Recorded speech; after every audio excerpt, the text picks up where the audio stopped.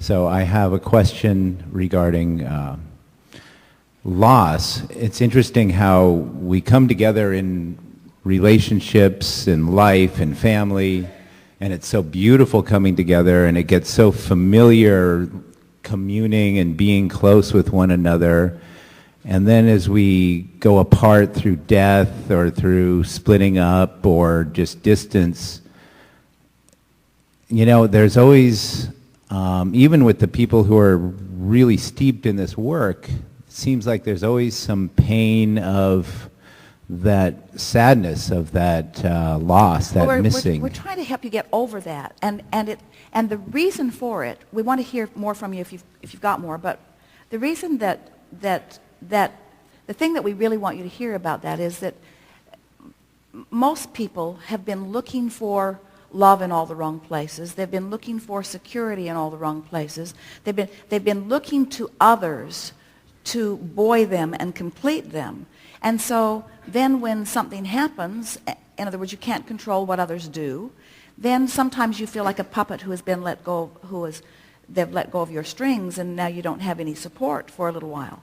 But when you get it, that all this that you're looking for, when you're having a wonderful relationship with someone, it's not what you think it is. In other words, when you're adoring someone, the reason that it feels so wonderful is because in your adoration of them, you are in agreement with your source about them.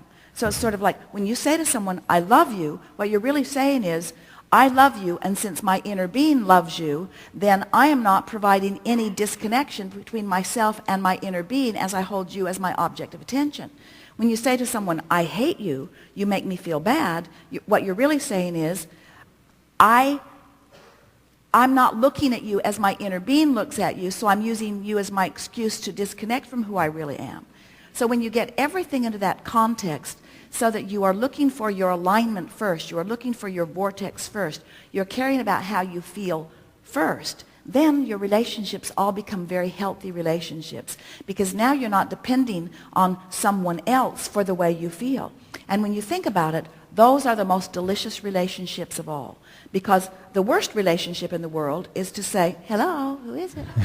Hello. The worst relationship in the world is to say, how I feel is dependent upon something that you do. So you need to be or do this thing in order for me to feel good. And so it leaves you feeling vulnerable because you can't control them, and it leaves them feeling bondage because they feel like they are responsible for the way you feel. And that is the primary reason that most relationships don't work, because it just doesn't feel good to carry all of that baggage around. When you finally get it, that you can feel good because you have the ability to come into alignment with who you really are no matter what, then you are free from all of that bondage, and then all of your relationships can be the delicious ones that they are meant to be. Right. You are moving through this life experience as individuals, but you are never alone. And you are not alone because you have the resource of source with you, but you're also never alone because in connecting with the resource of source, then there are all these manifestational rendezvous moment by moment by moment by moment by moment, so that things are interesting, so that life is full and fun, you see. Yes, but these rendezvous with these people it almost seems like they're teachers that are supposed to come in and then... Everyone, every time. Everyone, every time. But what are they teaching you? They're teaching you what your point of attraction is. They are also mixing it up with you so that you can put more sophisticated desires into your vortex. There is never a relationship, no matter how brief or how long, that isn't part of your becoming. Right. It's almost like a custom-made classroom, and when you love somebody. Well, those deep relationships have the most meaning because you contribute so much more to your vortex about them. But every relationship serves you in that way. Yes. Yeah, and I'm noticing that when people, like my mom just lost my dad, he just moved on, and she's like dealing with it so well. I mean, she has her sadness, but it's like she's really exemplifying how we are built to let people go and move on in a beautiful way. Well, we think it's good news that no one is surprised that you're not sticking around forever. In other words, it's sort of what everyone knows. It's one of those two things, death and taxes, that you're pretty sure about. Yeah.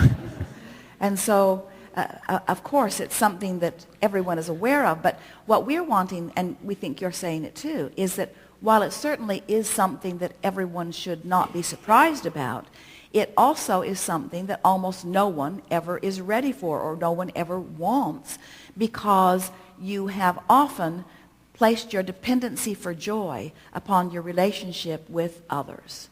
And it's a lovely, you see, here's the way we would do it if we were standing in your physical shoes.